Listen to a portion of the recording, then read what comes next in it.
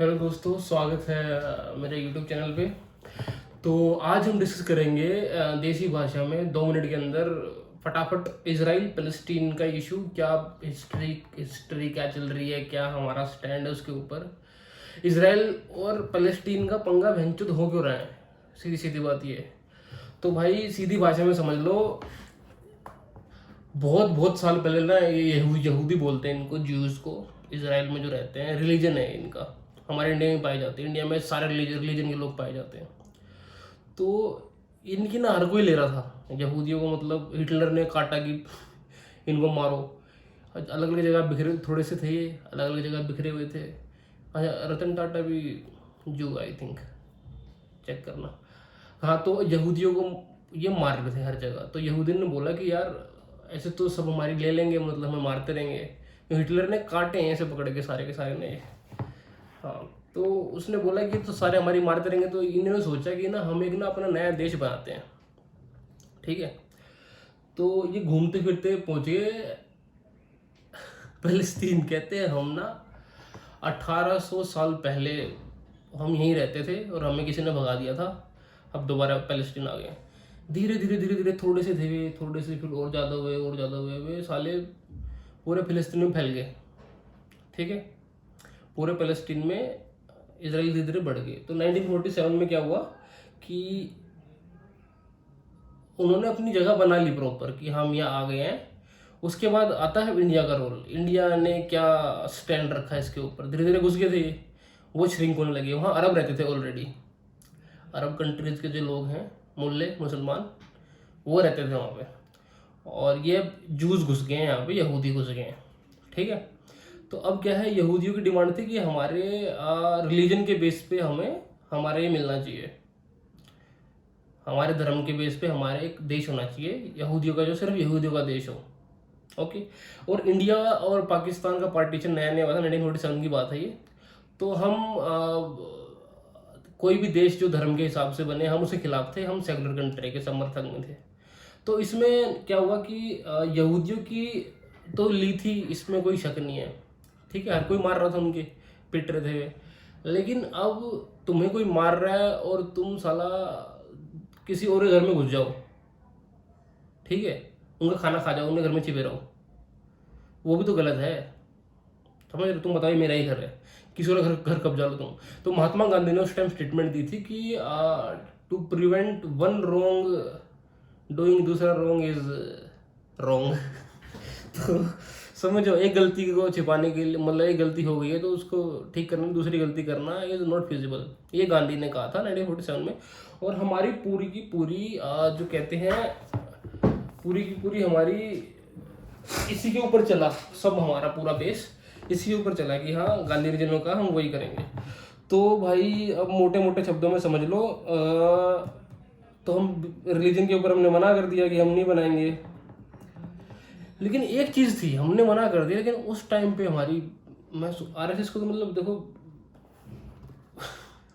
RSS समझदार थी उस टाइम पे। आरएसएस कहती क्यों बनाओ, इनको बनना चाहिए, इजराइल का देश है, वो वहीं थे। तो इसराइल, आरएसएस ने पूरा समर्थन दिया था उनको और हमारी गवर्नमेंट को क्रिटिसाइज किया था। और बेसिकली क्या था ना कि यार हमारी जो सरकार थी कांग्रेस, उसको यहाँ के भी वोट लेने थे। इंडिया में मुसलमान बहुत है ना, तो अगर वो इसराइल को सपोर्ट करते वहाँ पे, तो यहाँ के मुसलमान मुसलमान बहुत कट्टर है। साला टर्की में कुछ होता तो यहाँ गांड मार लेते हैं, सॉरी। तो वो मुसलमानों को सपोर्ट वोट चाह रहे थे। तो इंडिया का स्टैंड उस टाइम पूरी तरह कैसे बायस था पैलेस्टीन की तरफ। और ठीक भी था मोरली, हमने अच्छा स्टैंड लिया हमेशा, सही के साथ दिखाने की कोशिश की है। No first use of nuclear weapons, no first war, जो भी था हमने हमेशा ये किया है। तो भाई अब क्या हुआ, लेकिन 1950 में क्या था कि इसराइल को यूएन ने रिकग्नाइज कर दिया था, 1947 में कर दिया था। लेकिन इंडिया ने रिकग्नाइज किया 1950 में यूएन के करने के बाद। क्यों? क्योंकि इंडिया को यूएन में भी विश्वास था। नेहरू को, भाई चचा को सीट चाहिए थी, आज तक नॉन परमानेंट है लेकिन परमानेंट चाहिए थी, नहीं मिल पाई। सोचे थे कि यूएन के को करेंगे तो अच्छे से मिल जाएगी, पर नहीं मिली नेहरू जी को। तो भाई India was also dependent on Arab for oil. तो भाई इंडिया जो है ना, तेल भी चाहिए था अरब कंट्रीज से, तो कैसे खिलाफी करता फ़लस्तीनियों की। अरब वाले सारे एक तरफ हो जाते थे कि हमारे किसी भी मुसलमान देश के खिलाफ कोई जा रहा है तो इंडिया जो था फिर उसको तेल नहीं देंगे, क्योंकि इंडिया एंटी मुस्लिम हो गया। लेकिन इंडिया को झटका कब लगा ना, जब OIC बना ना, इस्लामिक कोऑपरेशन करके जो था इनका, जो सारे इस्लामिक कंट्री ने मिलके एक इंटरनेशनल ऑर्गेनाइजेशन फॉर मुस्लिम बनाई थी, मतलब इस्लाम की जो भी थी वो, उसमें इंडिया को नहीं लिया। इंडिया को झटका लगा कि हम तो साला सपोर्ट कर करके मर गए तुम्हारी, और तुम हमारी सपोर्ट ही नहीं कर रहे। और इंडिया मतलब इतना सपोर्ट में था पैलेस्टीन का कोई भी डॉक्यूमेंट, एक वो बना था, क्या बना था इसको, पैलेस्टीन लिबरेशन ऑर्गेनाइजेशन बनी थी, उसके लिए इंडिया ने फंडिंग की थी कि हाँ चलो पैलेस्टीन के लिए करने के लिए। इंडिया ने पैलेस्टीन को हमेशा सपोर्ट किया हर जगह पे। और इंडिया की एम्बेसी भी इसराइल की हमने नहीं बनने दी 1992 तक, समझ रहे हो, इतने हम खिलाफ थे इसराइल के। 1992 में बनी क्योंकि उसके पीछे रीजन थे। पहली बात तो USSR डिसइंटीग्रेट हुआ था, और तेल यहाँ वहाँ से हम ले सकते थे, इधर उधर से भी, कई सारी जगह से। तो क्या था कि, और सबसे बड़ी बात जो है ना, मैं तो अभी जो सोचता हूँ कि मैं सपोर्ट हूँ, मैं नेचुरली सपोर्ट करूँगा किसको, इसराइल को, क्योंकि इंडिया सपोर्ट कर रहा है, और उसको पैलेस्टीन को, क्योंकि इंडिया पैलेस्टीन को सपोर्ट कर रहा है। हिंदू मुसलमान अलग चीज़ है, वो नहीं मानते, लेकिन इंडिया सपोर्ट कर रहा है पैलेस्टीन को, तो हम करेंगे। लेकिन एक ब्यूटी देखो, इसराइल ने ना हमारी 3 लड़ाइयाँ हुई थी, ठीक है, हम अब भी खिलाफ हैं। 1990 तो बिल्कुल हमने बात ही नहीं कर रही इसराइल से, इसराइल की ऐसी तैसी। हमारी 71 की लड़ाई 1971 में वार हुई थी, 62 में हुई थी, और 75 में हुई थी, 62 में हुई थी। कश्मीर का पंगा हुआ, हमारी जितनी वॉर हुई सब में इसराइल ने हमें सपोर्ट किया ओपनली, ठीक है। लेकिन हमने किसको सपोर्ट किया, पैलेस्टीन को। पैलेस्टीन ने जो हमें OIC के अंदर भी नहीं लिया, ठीक है, हमें सपोर्ट किया, हमने पैलेस्टीन को किया। अब 1992 में क्या है कि पैलेस्टीन जो है वो बट गया 2 हिस्सों में, एक हमास, एक फतेह। हमास तो जो आज जो रॉकेट मार रहा है तो हमास जो है वो बिल्कुल नहीं मानता इसराइल, भाई कौन है इसराइल हम नहीं जानते। फतेह जो है वो 2 चीज़ों में बट गया, उसके पास वेस्टर्न स्ट्रिप है।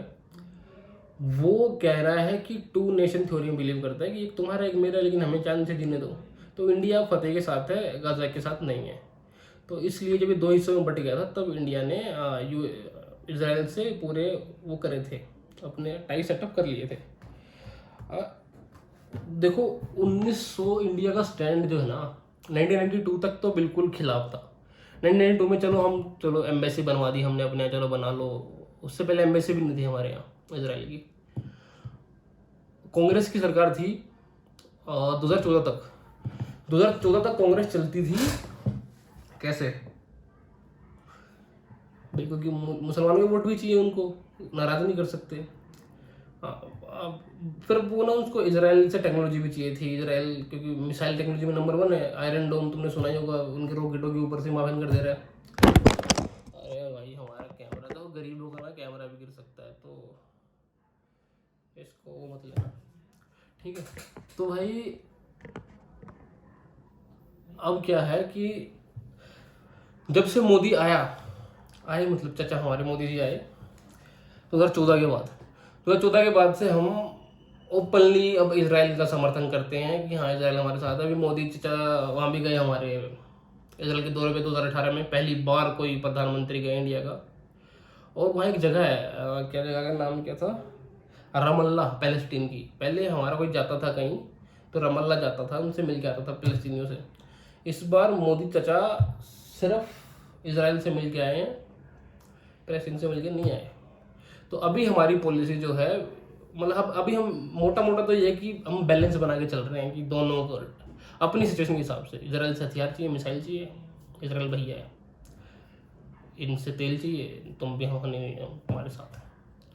तो इंडिया इसको कौन से अप्रोच बोलेंगे, पढ़ लो, इसको बोलेंगे डिहाइफनेट अप्रोच, कि अपने हिसाब से, अपने वातावरण के हिसाब से अनुकूलित इंडिया अब ये डिसीजन ले रहा है। समझ के बैकग्राउंड इंडिया का क्या स्टैंड था। 1992 तो बिल्कुल नहीं था, 1992 से 2014 तक थोड़ा बहुत ऊपर नीचे। अभी जो है बिल्कुल खुल के इसराइल के साथ आ गए हैं, लेकिन क्या है थोड़ा बहुत बैलेंस भी बना रहे हैं, दोनों चीज़ें कर रहे हैं। लेकिन ओपन 2014 से पहले ओपनली इतना सपोर्ट इसराइल के साथ कभी नहीं किया इसने, इंडिया ने, जितना अभी कर लिया। Okay report, thank you so much. आशा करता हूँ आप समझ गए होंगे।